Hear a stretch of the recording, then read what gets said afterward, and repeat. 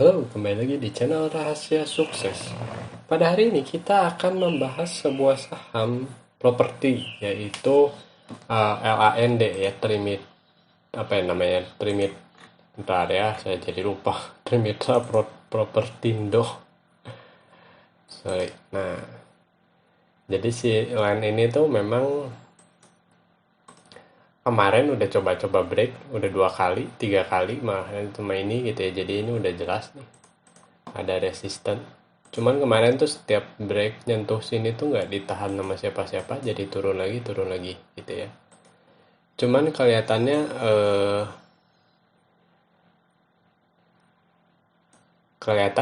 apa ya namanya ya, si ini nggak bisa dibilang sebuah punya resisten yang ini juga gitu ya. Cuman kalau sekarang udah seperti ini ya mungkin,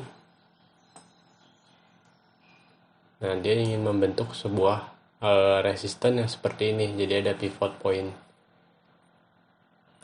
Sebelumnya juga ini ya, sebelumnya sebetulnya titik breaknya kan yang di sini nih, jadi ya area belinya di sinilah gitu ya.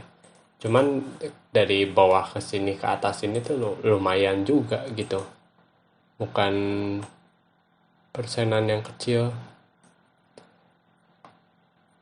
Nah kemarin sempat dinaikin pagi-paginya. Dari sini ke sini tuh masih 8%. Jadi sebetulnya kalau secara ilmu VCP ini masih tinggi. Jadi ini sangat-sangat volatilitasnya cukup tinggi gitu ya. Cuman ya kalau bisa break dan beneran ya bisa trading cepet sih gitu. Terus kan kalau sebetulnya ya, kalau ada pivot pivot point gitu ya di saham-saham seperti ini, sebetulnya ya menarik aja sih untuk diikutin gitu. Belum ada pantulan lagi sih ya, ini pantulannya baru sekali ini gitu. Cuman kelihatannya ada pivot point di sini. Kita kita tunggu aja gitu ya tanggal mainnya gitu. Jadi antara hari ini besok gitu ya, mungkin aja gitu bisa untuk ngebreak si 173 ini gitu. Tapi 173 ini ingat ya, ini udah 8% dari bawah sini gitu. Kecuali memang mau beli lebih awal spekulasi, tapi kalau kita belinya di daerah sini, kita harus siap-siap langsung break ini nih, break 156 harus langsung jual gitu. Nggak banyak lama lah gitu. Pada intinya ya, misalnya ya kalau berani gitu. Cuman ya tergantung kalian profil resikonya seperti apa. Sebetulnya saya selalu menunggu VCP. Cuman kelihatannya kalau ada kesempatan seperti ini ya kenapa nggak diambil, walaupun memang proporsinya berbeda gitu ya. Cara mainnya tuh berbeda dengan cara bermain saham-saham yang membentuk PCP, volatility contraction pattern. Jadi di sini uptrendnya udah dapet, kecuali ini karena ini masih di low chip. Dan ini sebetulnya dari atas ke bawah sini, ini sebetulnya sih ya, kalau Mark Minardi ini tidak menyarankan karena turunnya cukup bawah banget gitu ya, 40-an% gitu. Cuman ya kita akan lihat aja nih gitu. Ada uji resisten nih di sini, cuman dari kemarin volumenya gitu ya, ketika kalau kita bahas gitu ya, ini pas lagi turun gitu ya, volumenya lihat nggak ada kan. Ini kayak di sini volumenya lah baru muncul, tapi volume muncul pada saat ini adalah sebuah pertanda gitu ya. Jadi istilahnya kan kalau di sini volume turun tapi nggak ada yang ngambil gitu, tapi di sini udah rada rendah tapi volumenya cukup tinggi gitu, berarti ada akumulasi gitu di sini. Ketika orang cut loss, ada orang akumulasi. Pada saat naik ini ya naik lagi gitu ya, terus turun. Nah pas turun sini pun, di titik ini pun juga kan udah mulai sepi nih itu si penjualnya. Jadi kalau menurut saya ya, kalau disupport terus sepi ya sebetulnya bagus-bagus aja gitu ya. Berarti yang tekanan jualnya tuh udah nggak ada gitu. Muncul lagi orang-orang yang ngebeli. Setelah itu belinya dikit.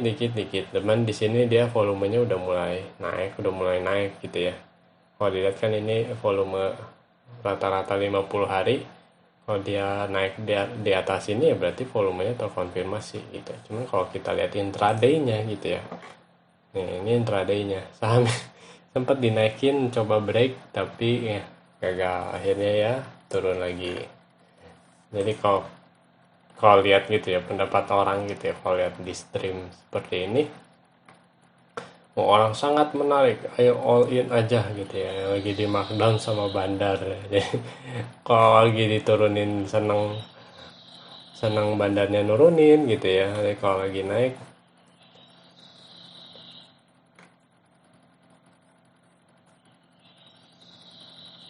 ini apa dia maksudnya? Land udah digambarin nggak percaya, malah pengen digambarin bandar.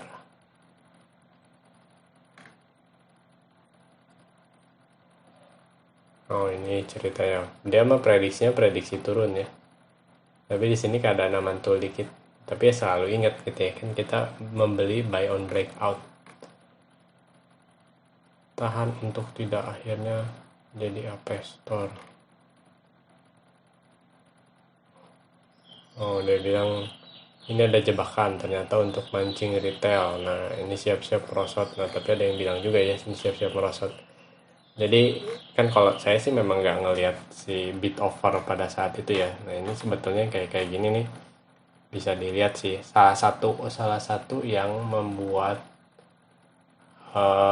apa ya, mungkin pertimbangan pada saat membeli gitu ya sebuah saham adalah analisa bid offernya. Apalagi sahamnya yang harganya murah gitu ya, yang top liner gitu. Biasanya tuh wah itu mah wajib gitu ya ngeliat bid offer gimana transaksinya gitu. Soalnya terkadang chartnya bagus, tapi ya itu ya misalnya oh kayak gini gitu ya, naiknya adalah tipu-tipu seperti itu gitu. Nah itu yang berbahaya gitu.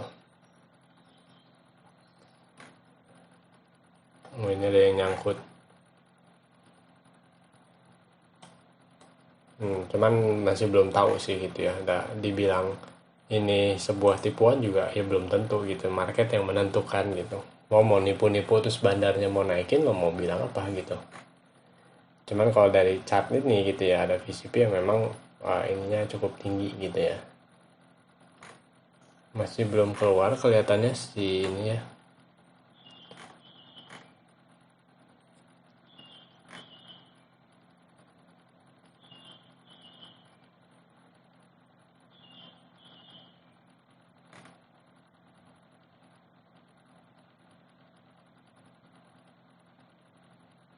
Oh, ya, tapi ini perusahaannya ini ya merugi 2021.